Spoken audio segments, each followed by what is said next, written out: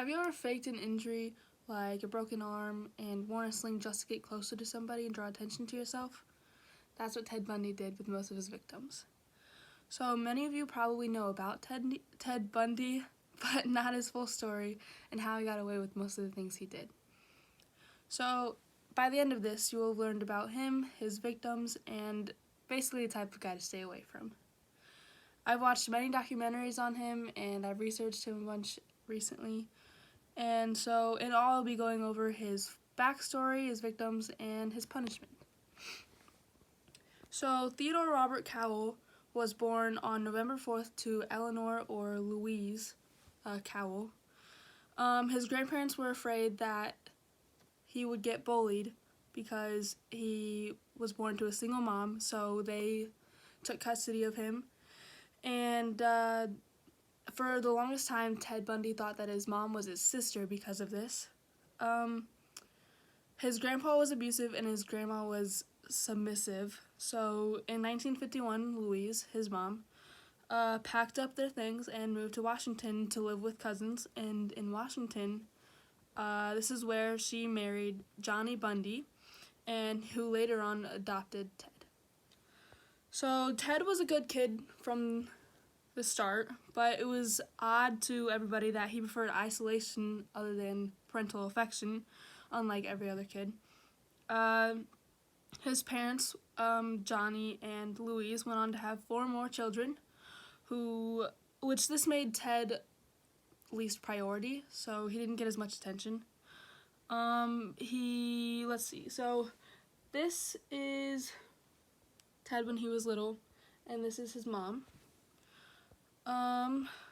Ted graduated in 1965, where he first began breaking into cars and homes, and he would break into these cars and homes and sell the valuables that he found to fund skiing trips, because skiing was the only thing that he enjoyed.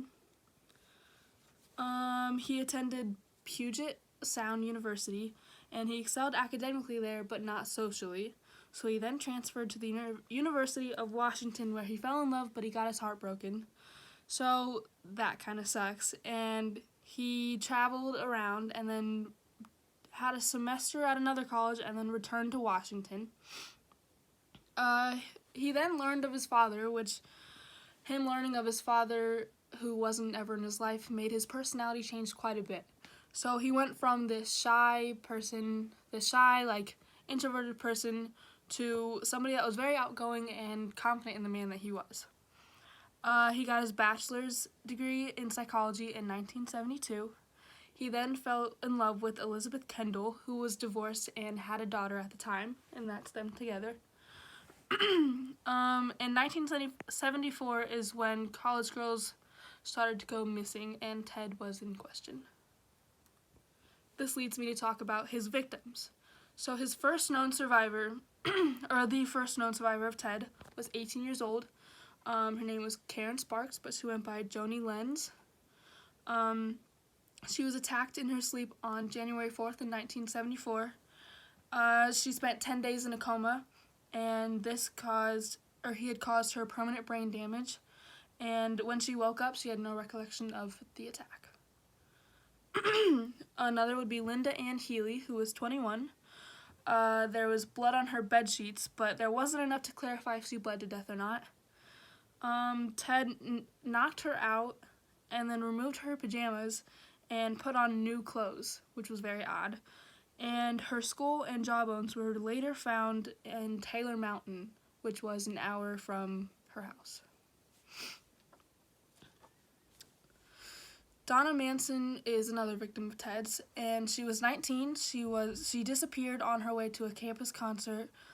Her body was never found, and Bundy later claimed that he burned her skull in his girlfriend Elizabeth's fireplace. Let's see.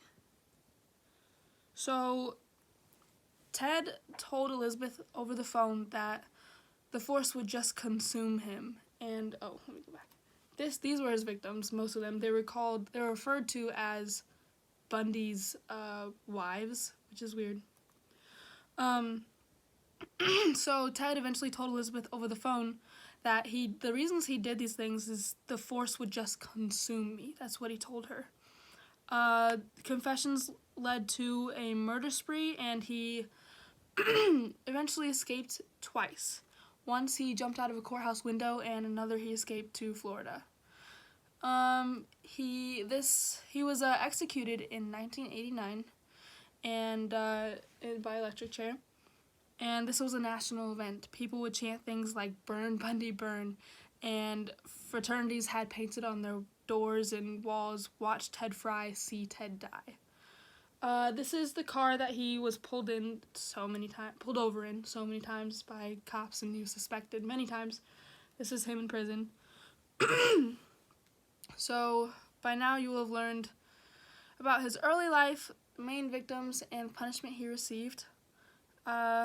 So you've learned like a bit of his backstory and the type of victims he had, and basically the guy to stay away from. So serial killers have always fascinated me, and I love learning about what they did, why they did it, and how they are punished for what they did. So I hope you guys enjoyed learning about one of my favorite criminals.